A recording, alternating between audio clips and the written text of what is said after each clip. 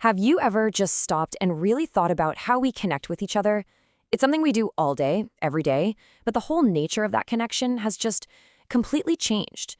We've gone from a world that was all about tangible, physical presence to one that's dominated by the digital glow of our screens. So let's dive into this evolution and figure out what it all really means for us.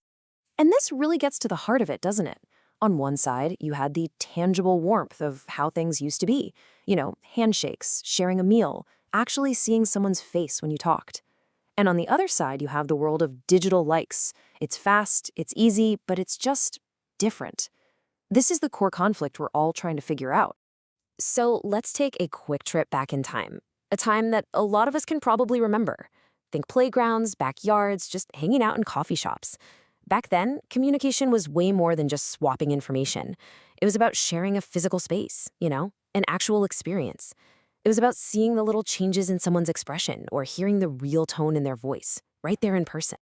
Yeah, and the key thing to remember is that these bonds were immediate and real. There was no filter, no profile to carefully craft, no lag time. The connection was made right there, in the moment. And that created this foundation of shared memory that was both super personal and incredibly strong. Okay, so let's fast forward to right now. With social media basically everywhere, the tools we use to connect have become unbelievably powerful, but also really complicated. They're like a bridge connecting us in ways we never imagined, but they can also be a barrier, sometimes keeping us from the people who are literally right in front of our faces. First, let's talk about the good stuff, the incredible bridges that social media builds. It lets us keep up with friends and family scattered all over the globe.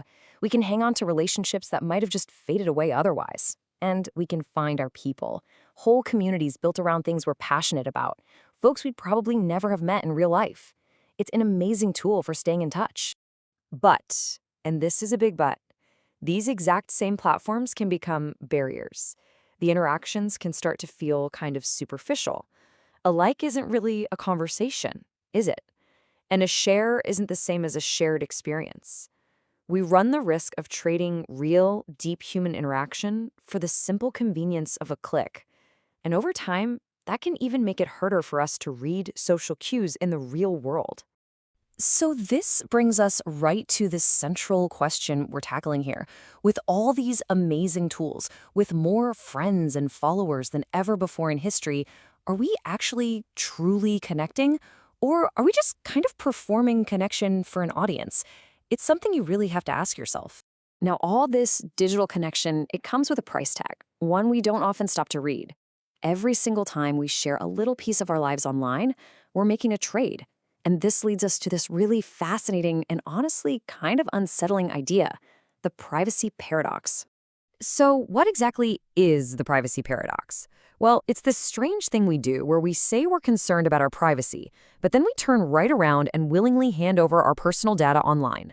We share our location, our random thoughts, our photos, a lot of the time without fully grasping the risks, or who's really watching. Let me break down how this whole thing works. It's basically a simple three-step transaction.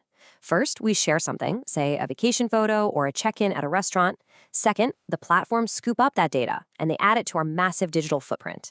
And then third, that detailed profile of our habits, our likes, and our dislikes is used by companies to make a profit.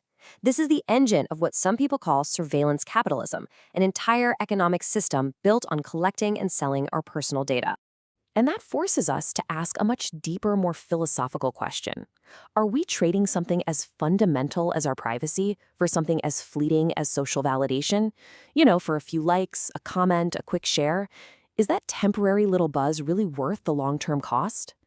The vehicle for all of this, of course, is that device that's practically glued to our hands, our phone. It's our portal to this digital universe, but its constant presence has some pretty profound effects on our minds, creating what you could call an always-on world. The real problem here is this state of perpetual distraction. That endless stream of notifications, texts, and updates is constantly pulling our attention away from whatever is happening in the real world right now. It just chops up our ability to focus, to think deeply, or to just be present with the people we're actually with. Look, the promise of our devices is absolutely incredible. All the world's knowledge right in your pocket, a platform for your own voice. But the problem is just as big, a weakened ability to have those deep, meaningful, undivided interactions that are supposed to be the bedrock of our relationships. So, with all these challenges, the superficiality, the privacy issues, the constant distraction, where do we go from here? How do we close this gap between the genuine connection we're all looking for and the digital tools we're using to find it? And this is the ultimate mind-bending paradox. In our frantic, tech-driven search for connection, we might actually be building digital worlds that make us feel more isolated than ever. We're surrounded by this sea of profiles, but we can end up feeling profoundly alone. But there is a way forward. The solution probably isn't to just ditch technology altogether, but to use it with more intention. It's about creating and finding online spaces that actually reward authenticity and vulnerability, places where we can be our real selves, not just our perfectly curated highlight reels. Maybe that means joining a smaller group focused on a hobby, or just being a little more honest in our own posts, sharing the struggles along with the wins. And this is where it all comes back to you. I'm serious, just take a second. Think about your own life. How have these tools really, truly shaped the way you talk to your friends, your family, your coworkers? When you're scrolling through your feeds, when you look at that long list of online friends, what's your gut feeling? Does it make you feel like you're part of something bigger? Or does it kind of make you feel like you're on the outside looking in? And that leads us to the final thought. We started this whole digital journey looking for connection. We built these enormous networks, platforms that stretch across the entire planet. But after all this time, after all this innovation, what have we really found? That's the question we're thinking about.